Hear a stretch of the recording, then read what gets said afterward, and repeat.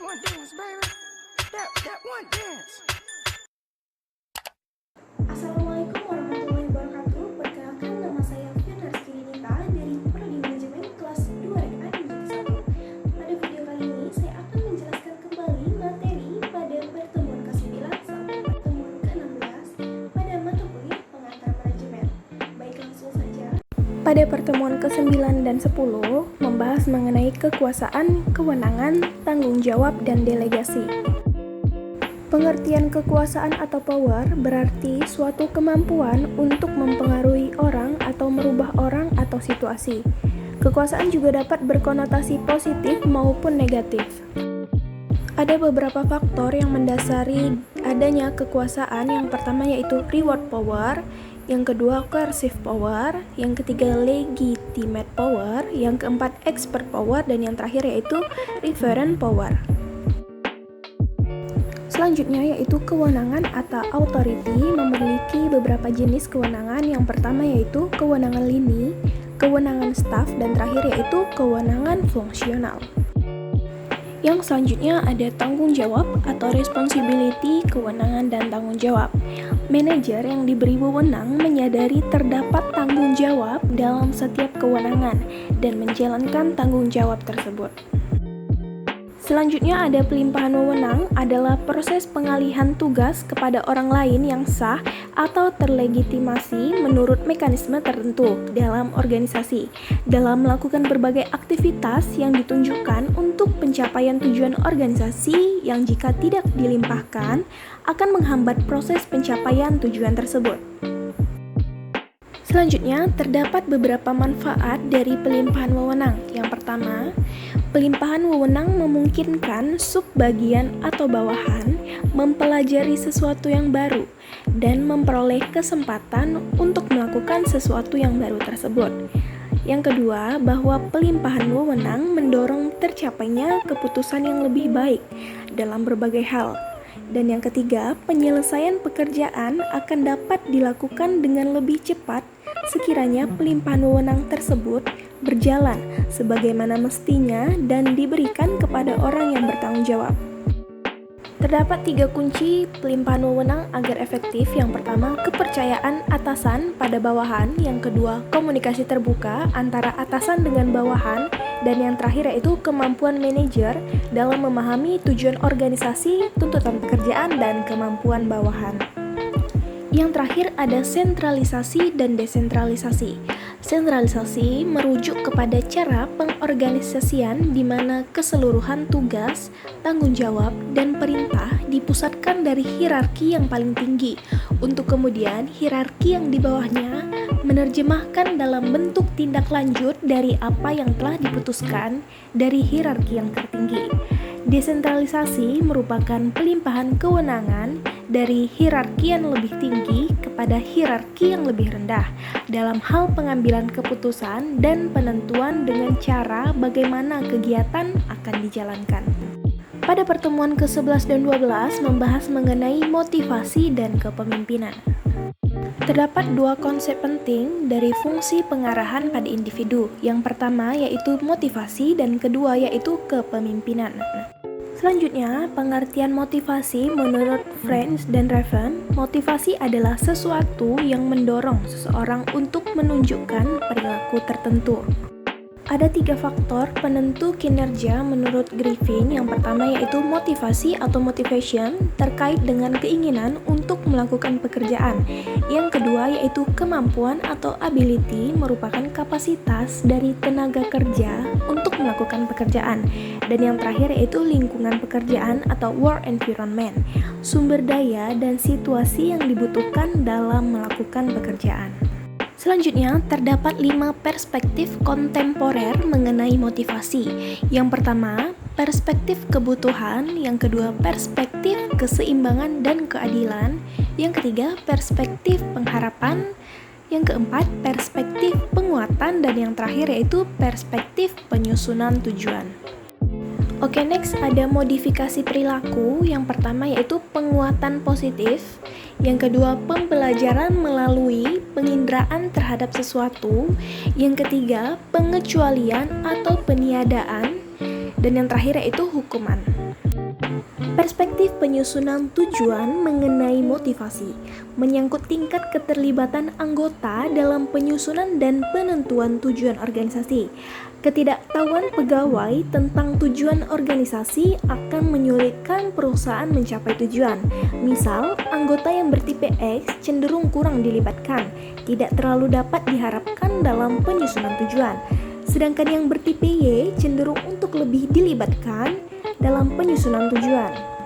Oke, next, pada pertemuan ke-13 dan 14 membahas mengenai kelompok kerja dan komunikasi dalam organisasi.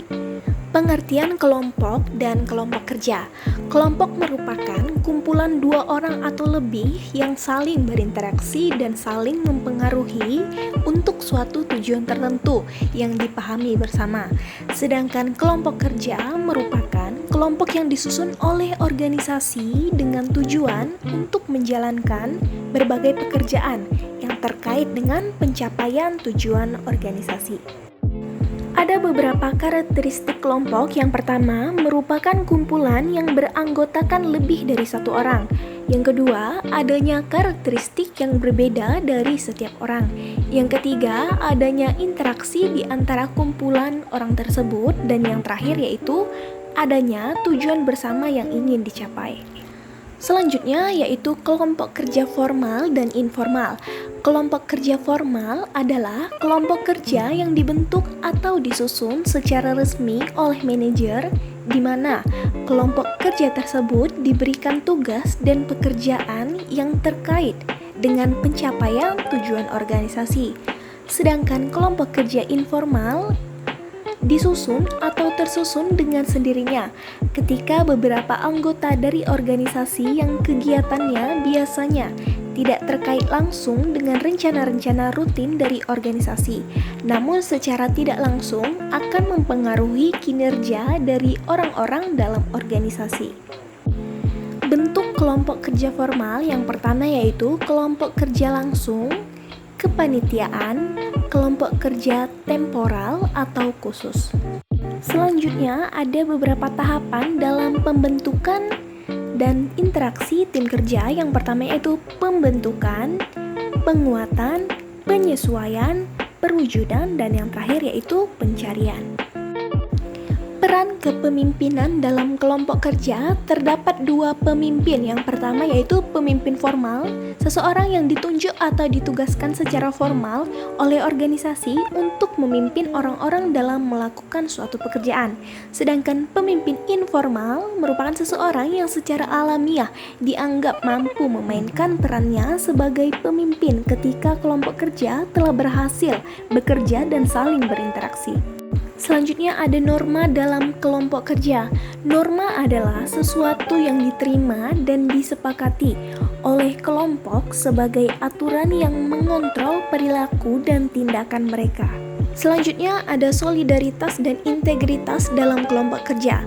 Pengertian solidaritas dan integritas merupakan tingkat kekompakan dan rasa memiliki serta pandangan positif para anggota kelompok terhadap kelompok mereka sendiri.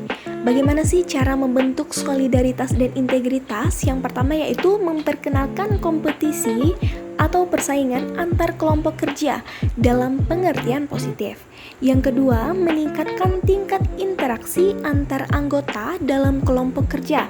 Dan yang terakhir yaitu mengangkat isu bersama berupa tujuan atau target-target yang harus dicapai bersama. Terdapat beberapa konflik dalam kelompok kerja. Yang pertama yaitu konflik antar bawahan di bagian yang sama dalam sebuah organisasi. Selanjutnya yaitu konflik antara bawahan dan pimpinan di bagian yang sama dalam sebuah organisasi. Yang ketiga yaitu konflik antar bawahan di bagian yang berbeda dalam sebuah organisasi. Selanjutnya, konflik antara pimpinan dan bawahan di bagian yang berbeda dalam sebuah organisasi. Dan yang terakhir yaitu konflik antar pimpinan bagian yang berbeda dalam sebuah organisasi. Selanjutnya ada sumber konflik. Faktor yang pertama yaitu faktor komunikasi. Yang kedua, faktor struktur tugas maupun struktur organisasi. Yang ketiga, faktor yang bersifat personal. Yang keempat, faktor lingkungan. Komunikasi dalam organisasi. Pengertian komunikasi merupakan proses di mana seseorang berusaha untuk memberikan pengertian atau pesan kepada orang lain melalui pesan simbolis. Bentuk-bentuk komunikasi, komunikasi interpersonal terbagi dua, yaitu komunikasi lisan dan komunikasi tertulis. Sedangkan komunikasi dalam bentuk jejaring komunikasi yaitu pola roda, pola huruf Y, pola komunikasi bersambung, pola komunikasi melingkar, dan pola komunikasi menyeluruh. Pada pertemuan ke-15 membahas mengenai manajemen konflik. Konflik adalah suatu situasi apabila salah satu atau dua belah pihak menunjukkan permusuhan dan menghalangi usaha masing-masing untuk mencapai tujuan atau sasaran. Konflik merupakan suatu bagian yang alamiah dari sebuah proses sosial dan terjadi di dalam semua organisasi. Penyebab konflik yang pertama yaitu faktor manusia ditimbulkan oleh atasan, terutama karena gaya kepemimpinannya. Yang kedua, personil yang mempertahankan peraturan-peraturan secara kaku. Yang ketiga, timbul karena ciri-ciri kepribadian individual, antara lain sikap egoistis, temperamental, sikap fanatik, dan sikap otoriter. Selain disebabkan oleh faktor manusia, juga disebabkan oleh faktor organisasi. Yang pertama, persaingan dalam menggunakan sumber daya. Apabila sumber daya baik berupa uang, material, atau sarana lainnya terbatas atau dibatasi, maka dapat timbul persaingan dalam penggunaannya. Ini merupakan potensi terjadinya konflik antar unit atau departemen dalam suatu organisasi. Yang kedua, perbedaan tujuan antar unit-unit organisasi. Tiap-tiap unit dalam organisasi mempunyai spesialisasi dalam fungsi, tugas, dan bidangnya. Perbedaan ini sering mengarahkan pada konflik minat antar unit tersebut. Faktor yang ketiga yaitu interdependensi tugas. Konflik terjadi karena adanya saling ketergantungan antara satu kelompok dengan kelompok lainnya. Faktor yang keempat, perbedaan nilai atau persepsi. Dan yang terakhir yaitu kekaburan yurisdiksional. Faktor yang keenam yaitu masalah status. Konflik dapat terjadi karena suatu unit atau departemen mencoba memperbaiki dan meningkatkan status, sedangkan unit atau departemen yang lain menganggap sebagai sesuatu yang mengancam posisinya dalam status hierarki organisasi. Faktor yang ketujuh yaitu hambatan komunikasi, baik dalam perencanaan, pengawasan, koordinasi, bahkan kepemimpinan dapat menimbulkan konflik antar unit atau departemen. Akibat konflik, akibat negatifnya yang pertama yaitu menghambat komunikasi, mengganggu kohesi, mengganggu kerjasama atau teamwork, mengganggu proses produksi bahkan dapat menurunkan produksi, menumbuhkan ketidakpuasan terhadap pekerjaan. Yang terakhir, individu atau personil mengalami tekanan atau stres, mengganggu konsentrasi, menimbulkan kecemasan, mangkir, menarik diri, frustasi, dan apatisme. Akibat positif yang pertama membuat organisasi tetap hidup dan harmonis. Yang kedua, berusaha menyesuaikan diri dengan lingkungan. Yang ketiga, melakukan adaptasi sehingga dapat terjadi perubahan dan perbaikan dalam sistem dan prosedur, mekanisme, program, bahkan tujuan organisasi. Yang keempat, memunculkan keputusan-keputusan yang bersifat inovatif. Dan yang kelima yaitu memunculkan persepsi yang lebih kritis terhadap perbedaan pendapat. Bagaimana sih cara mengatasi konflik? Mengatasi dan menyelesaikan suatu konflik bukanlah suatu yang sederhana. Cepat tidaknya suatu konflik dapat diatasi tergantung pada kesediaan dan keterbukaan pihak-pihak yang bersengketa untuk menyelesaikan konflik, berat ringannya bobot atau tingkat konflik tersebut, serta kemampuan campur tangan pihak ketiga yang turut berusaha mengatasi konflik yang muncul. Ada beberapa hal yang perlu diperhatikan dalam mengatasi konflik. Yang pertama, ciptakan sistem dan pelaksanaan komunikasi yang efektif. Yang kedua, cegahlah konflik yang bersifat destruktif sebelum terjadi. Yang ketiga, tetapkan peraturan dan prosedur yang baku terutama yang menyangkut hak karyawan. Selanjutnya, atasan mempunyai peranan penting dalam menyelesaikan konflik yang muncul. Yang kelima, ciptakanlah iklim dan suasana kerja yang harmonis. Yang keenam, bentuklah teamwork dan kerjasama yang baik antar kelompok atau unit kerja. Yang ketujuh, semua pihak hendaknya sadar bahwa semua unit atau eselon merupakan mata rantai organisasi yang saling mendukung. Jangan ada yang merasa paling hebat.